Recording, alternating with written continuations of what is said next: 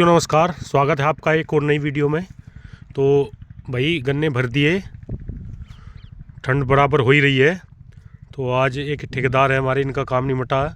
बाकी दूसरा वाला मैनपाल अभी मंडी रहा, तो गन्ना बच रहा है इसमें। तो वही आज खेत के ऊपर बात है भाई। खेत बड़ा खेत है, देखो समय लगता है बड़ा खेत चुनने में। तो छोटे से मध्यम किसान को छोटे ही खेत रखने चाहिए वैसे, 4 से 5 बीघे, बस 5 बीघे से ऊपर ना हो। 5 बीघे में फ़ायदे कई रहेंगे। जैसे छोटे खेत में एक तो छुलाई, उसकी खुदाई हो, जुताई हो, उसकी बुआई हो, सारी आप जल्दी फटाफट कर सकते हो। और बड़े खेत में एक बार अगर लग गया बाड्डा, मान लिया इसमें 600 कुंटल के आसपास अगर गन्ना हुआ, तो अगर 20 क्विंटल भी रोज़ाना छुला तो 1 महीना लेगा ये खेत। तो 1 महीना बहुत लंबा टाइम होता है। अब पेडी गन्ना है, चलो इसमें तो कोई दिक्कत नहीं। अगर पौधा गन्ना हो तो इसमें दिक्कत आती है। फिर दिक्कत क्या आती है कि छुलाई तो उसी रेशो में चलती है अपनी, जिस हिसाब से पर्ची होती है। उसके बाद पेडी मोड़ने में दिक्कत आती है, यानी कि अगर आप किसी भी खेत को काटो तो उसमें कटाई लगने के 10 से 15 दिन बाद खेत फाइनल हो जाना चाहिए। यानी कि काट कूट के उसे अपने फाइनल कर दो एक खेत को। ये आप कहेंगे कि भाई छोटे किसान भी तो होते हैं, 20 बीघे वाले, 15 बीघे वाले। बिल्कुल भाई, तो उसी हिसाब से अपने खेत रख लें। कोई 3 बीघे रख ले, 3.5 रख ले, 4। पश्चिमी उत्तर प्रदेश से हैं हम, वेस्ट यूपी मुजफ्फरनगर। देखो छोटे से मध्यम किसान ही ज़्यादा हैं, 90% यहाँ, 10% बड़े किसान होते हैं।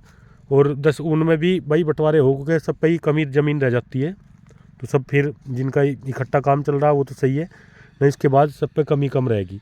आगे ज़मीन घटनी है, इस बात से तो आप निश्चिंत रहें कि ज़मीन के आगे रेट भी बढ़ेंगे और जो ज़मीन वाला होगा वो राजा रहेगा। इस बात का आप बिल्कुल ध्यान रखें, मेरी बात नोट कर लें। नोट तो होती रहती हैं ये बातें, पर याद रखें आप। कारण है कि दुनिया भर के हाईवे, इंडस्ट्रीज़ और उसके बाद जो कॉलोनियाँ कट रही हैं, फ्लैट वगैरह, ये सारी चीज़ बन रही हैं, तो ये ज़मीन में ही तो बन रही हैं। और ज़मीन ये खेती की तो ज़मीन है जिसमें बन रही हैं, तो ज़मीन तो जाहिर सी बात है कम ही होनी है। तो आगे आने वाली पीढ़ी, देखो आने वाली पीढ़ियों को, नस्लों को लाभ रहेगा। हम नहीं कहते कि हमें रहेगा।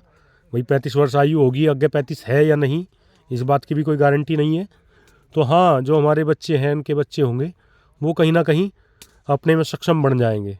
तो आदमी करता भी पीढ़ियों के लिए है, देखो अपने लिए नहीं करता। कहता है, आपने सुना भी होगा, बड़े बूढ़े कहते चले आए थे जैसे हमारे बुजुर्ग, कि भाई बालकों के लिए ये कर दें, वो कर दें। तो समझदारी इसी में है भाई, अपनी ज़मीन को संभाल कर रखें। देखो सरकार अगर अपनी उस पर आएगी, हाईवे निकाल लेगी, वो करेगी, तो आपको देनी पड़ेगी ज़मीन उन्हें।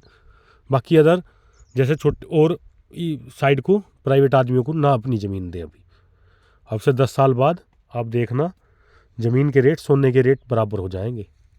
ऐसा नहीं कि भाई आप तोलों में कह रहे हो कि अभी सोना तो इतना महंगा है तोलो, मतलब मेरा एक कहने का उदाहरण है कि ज़मीन के रेट वाकई हाई होंगे।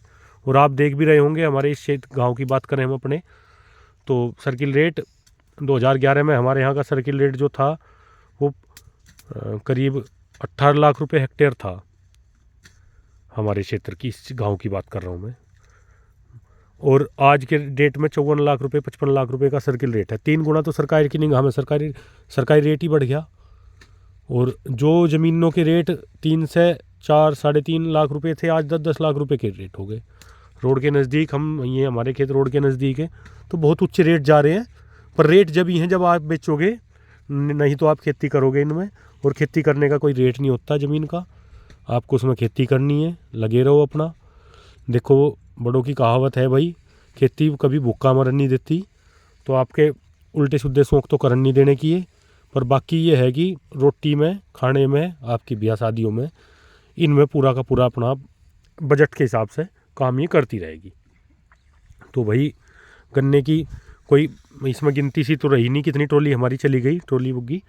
तो एक मोटा मोटी हिसाब करके देखेंगे कितना गन्ना होगा इसमें, क्योंकि ध्यान नहीं रहा अब कितनी चली गई इसमें। तो एक ठेकेदार का हमारा काम निमट गया था, तो जा रहे हैं देखो घोड़े गाड़े भी लेके अपने, और बाकी एक लगी रहे हैं क्योंकि तोलाओं के भी ट्रांसफ़र होते रहते हैं इनके, जो सेंटर पर तोला है। तो 18 तारीख में दूसरा तोला आएगा, तोल बाबू। तो गन्ना भी काफ़ी एडवांस हो गया था हमारा, तो एक आध दिन छोल बंद नहीं हो पाई, बंद होती तो थोड़ा रडार से में रहता मामला। तो भाई कहने का उद्देश्य यही है कि अपनी कुछ ज़मीन को बचाए रखें, ज़मीन से जुड़े रहें। ज़मीन से जुड़े रहोगे तभी आप कहीं ना कहीं अपनी पहचान बना रखोगे। और जो लोग गांव से चले गए शहरों में, उनकी कोई पहचान नहीं है। देखो शहरों में कोई किसी का नहीं होता, तो हमारी अगर पहचान है तो गांव से जुड़ी हुई है।